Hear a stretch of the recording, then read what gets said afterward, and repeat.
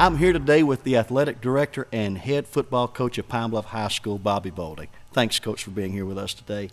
When I think about the positive things that are happening in our city of Pine Bluff, I, as well as the rest of this city, have a lot to be excited about concerning these past few years of athletics, not only with the athletic program at Pine Bluff High School, but particularly the football team. Let me get this right. Since 2007, you've been the head coach here at Pine Bluff High School. That's correct. And during that time, 8 times consecutively, you've led your team to the semifinals. Yes, sir. And 5 times to the state finals. That's correct. In 2014 and 2015, we know you won back-to-back state championships. And you made a run this year as well. And so we really appreciate all of that. Thank you. As far as on the personal level, you were named Hooten's Coach of the Year. You were named the Pine Bluff Commercial Coach of the Year. You've been named the Little Rock Touchdown Club Coach of the Year. On the athletic director side, you were the 6A South Athletic Director of the Year. And as I understand it, even most recently, you were by your peers nominated for the State Athletic Director of the Year. All of that says to me, you've been busy. I have. I've been busy. I've been busy. And all that says to me, you know something about winning.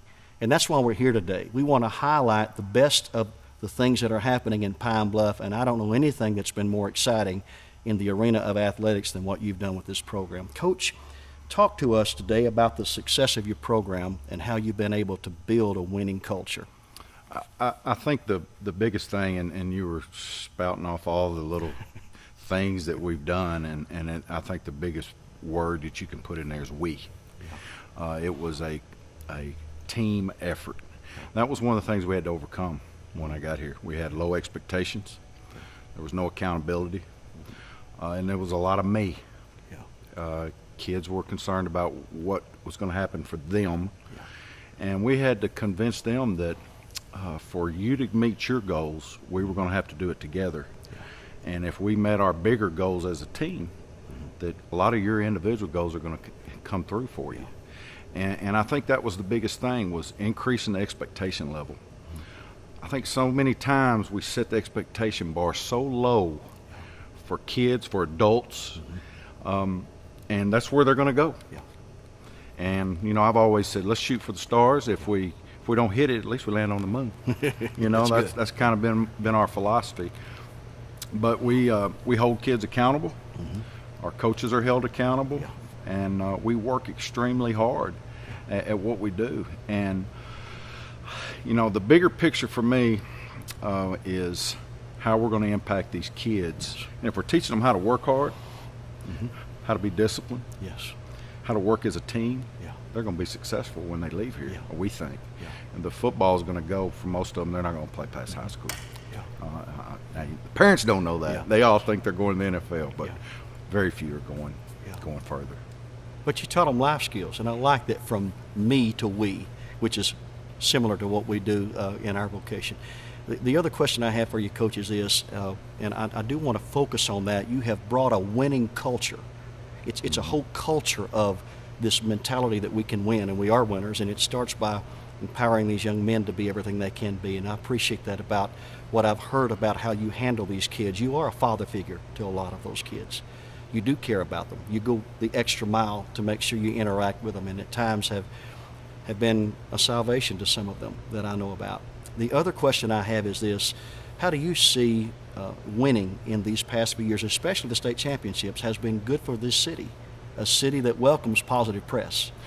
It does. I'll tell you, one of my most proudest moments was our first state championship win. It wasn't a win. We had a lightning delay. 30-minute, hour, I don't remember how long it was. We'd already been beat by that team. We came out, and the game got a little bit dirty. I was there, by the way. I saw it. And most people on the outside looking into Pine Bluff would expected our kids to retaliate. And at no point in time did they. In fact, one of our players said, "Coach, it's getting really bad out there." He said, "We're going to start helping them up. Maybe they'll stop this nonsense." He said, "Because if we start it, we know you're fixing to get in our tail." So that was one of my most proudest moments as a coach, because we don't want this program to be defined by W's and L's. We want it to be defined by what they're going to go on and do later in life. And the winning is a byproduct of that. And our kids take so much pride in that tradition that was brought back. Yes. And, you know, we tell our kids, when you go, if you live in Fayetteville or you live in Jonesboro or you live down in Lake Village on a Friday night, you go in to look at the scores and you don't have the sound on, but you see a highlight and you see those stripes run across, you go, oh, that's Pine Bluff. I bet they won. And we don't have the resources that El Dorado, Lake Hamilton, and Jonesboro. We don't have them. Right. That's not going to be an excuse for failure. Yes. We're going to find another way, another avenue to be successful. We don't make excuses for anything. Yeah. We're not going to accept officials as an excuse, facilities, lack of money. We're going to find some way to get it done. Yeah. And it's like I tell my coaches, don't come to me with a problem, come to me with a solution. Yeah. We know we got problems. Everybody knows them. And that was one of the things we encountered. A lot of talk and no action when we got here. And so we said, let's eliminate the talk. Let's find a solution and let's go at it and fix it. And let's convince the kids to buy into it. And the coaches have bought into it. Our kids have bought into it. It's changed the culture here. Yes. And it's given our city a sense of pride. Amen. And that's big when so much negativity is said about Pine Bluff. Most of it by people who don't live here, don't know anything about it. That's it. That's it. So a lot of times I really don't care what they think outside of here. That's terrible to say, but I know the truth. Yeah, and I agree with you. And that's why we're here. We're highlighting the best of the Bluff.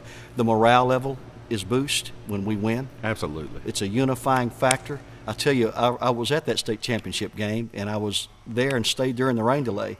When I came back, I'm telling you, the people in the stands were one when things started happening on the field that we did not necessarily think were the best. But when I left there, I told my wife, I said, our team showed character because they just kept taking it to them. We did. So, but, you know, a team reflects leadership. And so I'm going to tell you what you've done with this program is admirable, it's honorable, and it makes every one of us Pine Bluff proud. Thanks, Coach. Thank you. Appreciate it. All right.